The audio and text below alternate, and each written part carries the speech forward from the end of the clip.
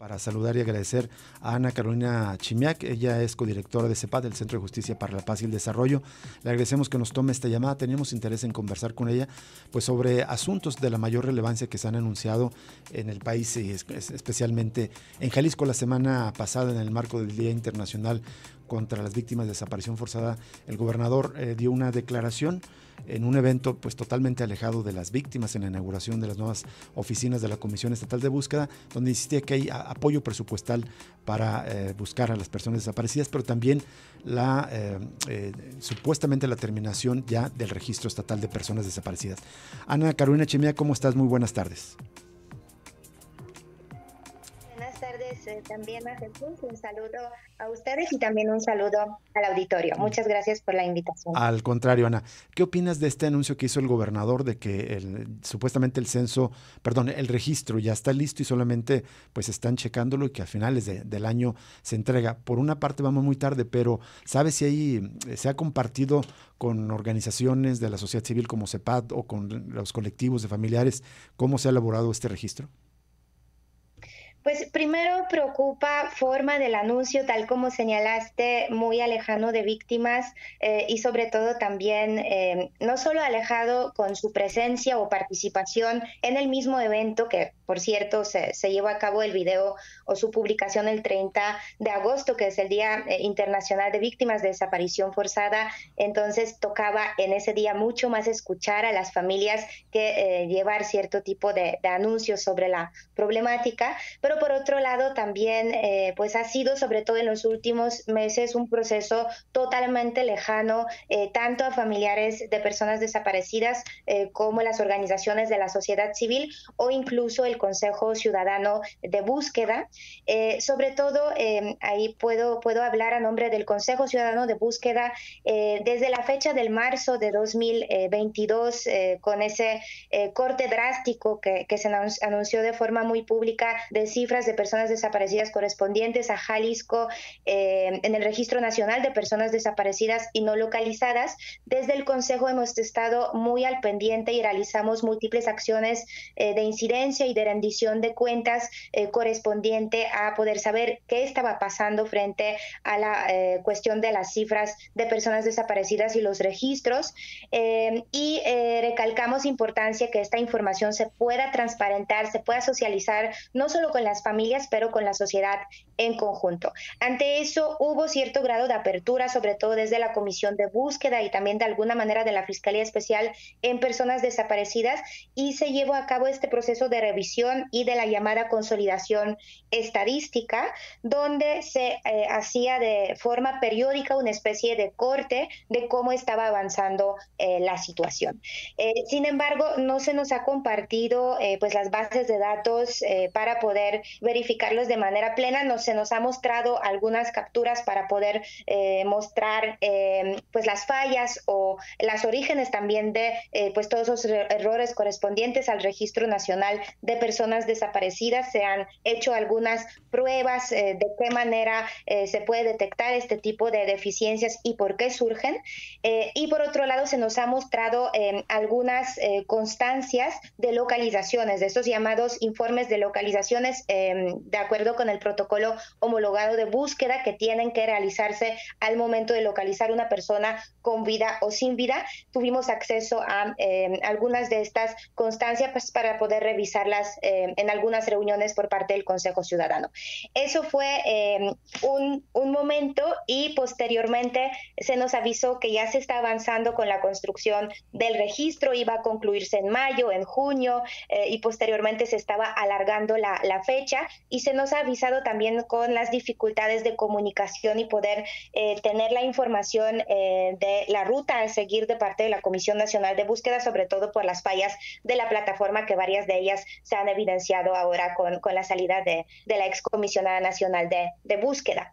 Lo que preocupa ahora es este anuncio donde no hemos tenido ningún conocimiento frente a las acciones que se han llevado a cabo de la revisión exhaustiva de las reuniones con víctimas o visitas domiciliarias. Eso fue algo que también anunció el gobernador hace un par de meses que se llevaría a cabo. de alcances, de metodología, de cómo se ha llevado a cabo este proceso, no tengamos ninguna certeza ni seguridad.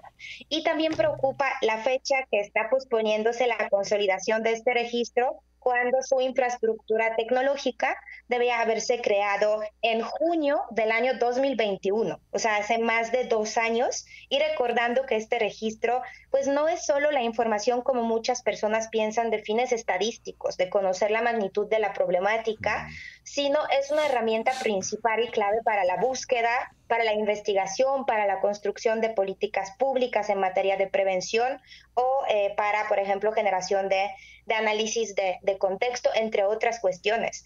Entonces, ahora la noticia, donde no tenemos certeza sobre esa segunda fase del proceso, no ha habido una metodología clara, socializada y participativa ni desde su desarrollo ni implementación de este proceso, y además los tiempos de anuncio de ese registro con pleno inicio de la temporada electoral, pues es una situación que justo parece también o se asimila de alguna manera a lo que está sucediendo a nivel nacional con el famoso censo anunciado por el presidente. Y las muchas dudas que hay con esos censos del nacional y el estatal. Te saluda Jesús Estrada, Ana Carolina.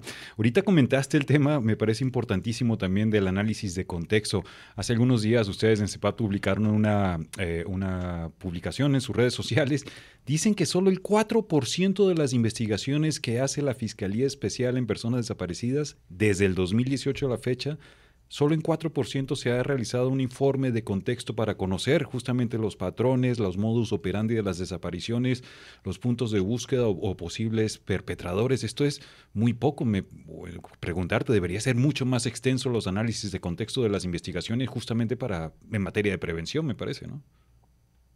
Sí, efectivamente, es una herramienta que ha sido recomendada por los organismos internacionales desde hace varios años y ha sido incorporada como un mecanismo clave para poder ejercer las acciones de búsqueda e investigación y también, como bien señalas, de prevención por parte de las autoridades y sobre todo hablando de investigación, ayudarnos a conocer los patrones de los hechos, los modus operandi, pero también para fines de búsqueda, por ejemplo, pues ciertas zonas donde pues hay más incidencia en cuanto a ciertos modus de desapariciones y números de desapariciones o ciertos grupos también, por ejemplo, vulnerables que están más susceptibles a poder convertirse en víctimas de desaparición. Y ahí entra, por ejemplo, el tema de prevención, pero sobre todo también en cuanto a la Fiscalía Especial en Personas Desaparecidas, a 6 años de su creación, que justo el 31 de agosto se cumplieron 6 años de esa inauguración que generó tantas esperanzas y expectativas para familiares de personas desaparecidas,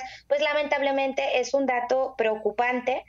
Ha habido avances en términos de salir de esa investigación aislada o fragmentada y poder comenzar a comprender que análisis de contexto tiene que encontrar elementos en común entre varios casos y no ir solo investigando caso por caso. Eso ha sido un avance que hemos observado desde la Fiscalía Especial, pero claramente para avanzar con los procesos de búsqueda y para erradicar o poder fortalecer la lucha contra la impunidad, contra las redes macrocriminales, pues sin duda alguna es una información o es un resultado sumamente insuficiente. Sí. Estamos conversando con Ana Carolina Chimiak del Centro de Justicia para la Paz y el Desarrollo. Ana, una última pregunta de mi parte. ¿Crees tú que al presentar ya la plataforma del registro estatal, se corre el riesgo, como se teme con el censo nacional, de que se disminuyan las cifras de personas desaparecidas? De por sí ya el CISOBID, es decir, este sistema estatal de información sobre víctimas de desaparición que estableció desde al inicio del gobierno, tiene siempre una cantidad menor a la que se reportaba el registro nacional. ¿Pero crees tú que el registro estatal también se corre con este riesgo de disminuir las cifras a la baja? Pues sin duda alguna hay una desconfianza en cuanto a todas las acciones de las autoridades que han generado en este sexenio y en el sexenio pasado o antepasado en cuanto a generar los registros y bases de datos y estos procesos famosos de revisiones y censos, porque no es pues en primera ocasión una acción llevada a cabo. Entonces, cualquier proceso de esta naturaleza, cuando no resulta clara la metodología de llevarlo a cabo y no fue construida con familiares de personas desaparecidas, que a estas alturas, por el principio de participación conjunta. Las autoridades están obligadas a tomar en cuenta a las familias en estos procesos, pues cuestiona o pone en duda este tipo de acciones y parece oscuro, peligroso en los tiempos electorales y pues puede constituir una acción de manipulación de la tragedia. Sin embargo, hay ciertos candados que nos ayuda también a establecer la ley de personas desaparecidas que podrían de alguna manera contribuir a poder recuperar cierto tipo de certeza en cuanto a este tipo de plataformas. Este registro, por ejemplo, tal como el registro nacional que no ha pasado hasta un momento reciente, pues debe tener las bases de datos públicas que pueden verificarse en cualquier momento para brindar esa seguridad de la información y deben de estar actualizadas en tiempo real y de manera adecuada, interconectadas entre todas las autoridades para justo evitar estos errores de duplicidad, de clasificaciones definitivas, no indefinitivas, lo que ha sucedido pues en caso del registro nacional. Y si este registro, esa plataforma cumple con esos requisitos establecidos en la ley, ahí podría generar una oportunidad para pues poder recuperar estas bases de datos, aunque en realidad no importa qué tipo de información nos pone la autoridad, como decía, si no tenemos clara y transparentada y socializada la metodología, cualquier tipo de proceso pues genera, o más bien no genera ningún tipo de seguridad, y además que pues hay miles de personas desaparecidas en el estado y en el país que no cuentan con denuncia ante la fiscalía, que no han presentado reporte ante la comisión de búsqueda por miedo, temor a represalias, porque están amenazadas, porque desconfían en las autoridades. Entonces también incluso con los registros completos, como decía el gobernador, pues de todos modos pues no tendremos la información realista sobre la magnitud de la problemática. Bien, Ana Carolina Chimiak, muchas gracias por aceptar conversar con nosotros y si nos permites más adelante seguimos consultándote sobre esta situación tan importante. Buenas tardes. Claro que sí, como siempre, con mucho gusto y muy buena tarde. Muchas gracias. Igualmente también para ti, Ana Carolina Chimiak. Ella es codirectora del Centro de Justicia para la Paz y el Desarrollo, CEPAD. Aún con las cifras rasuradas, el sistema estatal de víctimas de desaparición registra hasta el día de hoy 14.078 personas, altísimo. El registro nacional, hay que recordar que ya no se ha alimentado desde marzo del año pasado, es decir, hace año y medio, reporta 14.894, lo cual coloca a Jalisco como el estado con más casos de desaparición. Terrible lo que está pasando y siguen las autoridades pues ignorando, recortando, desapareciendo a los desaparecidos. Era cuando estábamos llegando a casi a 16,000, justo cuando decidieron suspenderlo en marzo del año pasado. Se había superado muy poco y justo en ese momento decidieron hasta aquí. Son cifras insostenibles, dijeron, nos afecta nuestra carrera presidencial. Hay que recordar que en aquel momento todavía Enrique Alfaro aspiraba a ser candidato presidencial. Ya no lo pudo ser. Vamos a una pausa y volvemos con la siguiente entrevista esta tarde.